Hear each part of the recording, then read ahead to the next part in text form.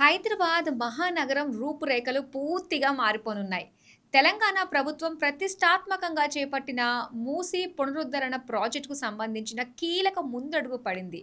Musi river front development corporation limited Musi ప్రక్షాళన మరియు సుందరీకరణకు సంబంధించిన డిపిఆర్‌ను సిద్ధం చేసింది.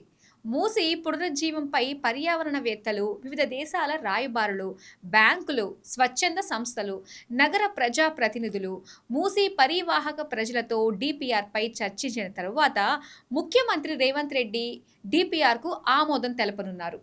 తెలంగాణ ప్రభుత్వం అనుకున్న మేరకు మూసీని ప్రక్షాళన చేసి సుందరీకరిస్తే మూసీ నది హైదరాబాద్‌కు మరో మణిహారం అవుతుంది.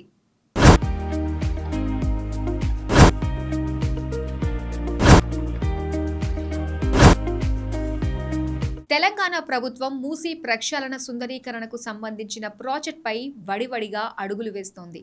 మూసీ నదిలో నిరంతరం మంచినీటి ప్రవాహం, స్వచ్ఛమైన గాలి, ఆహ్లాదకర వాతావరణాన్ని ఏర్పాటు చేసేందుకు ప్రణాళికలు సిద్ధమయ్యాయి. Musi river front development DPR ready అవ్వగా ఇక అది ఆచరణలో పెట్టేందుకు రంగం సిద్ధమైంది.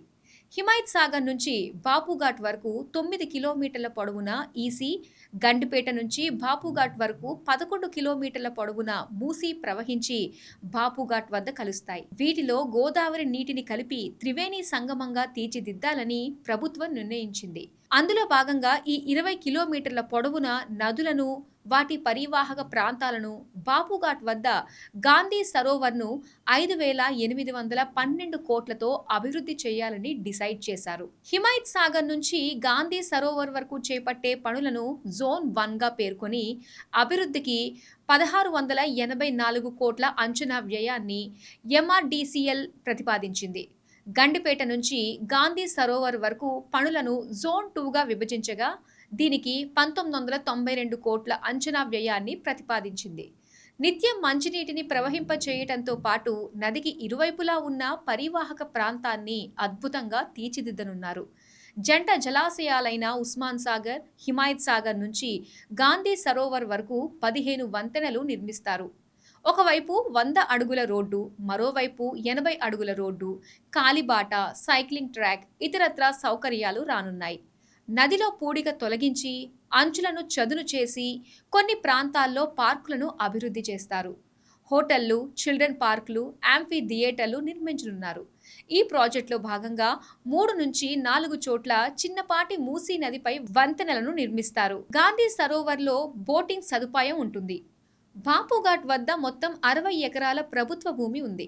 పక్కనున్న 98 ఎకరాల రక్షణ శాఖ భూములను సేకరించనున్నారు. ఇక్కడే 34 ఎకరాల పర్యాటక శాఖ భూమిలో 400 కోట్లతో గాంధీ సరోవర్ ప్రాజెక్టును అభివృద్ధి చేయాలని ప్రభుత్వం నిర్ణయించింది. 100 మీటర్ల ఎత్తు వరకు పలు అంతస్తుల్లో టవర్ నిర్మించి అందులో మట్టింగ్ సూట్లు, కార్యాలయాలు, మ్యూజియం, గాంధీ చరిత్రపై ప్రత్యేక ఎగ్జిబిషన్ ఏర్పాటు చేస్తారు.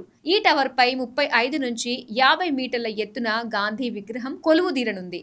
విగ్రహం వెనుక లండన్ థేమ్స్ నది ఒడ్డున కనిపించే లండన్ ఐను పోలిన రంగుల రాట్నం ఏర్పాటవుతోంది. గాంధీ స్మృతుల్లో ఒకటైన చరకాను తలపించేలా ఈ నిర్మాణం కనిపిస్తుంది.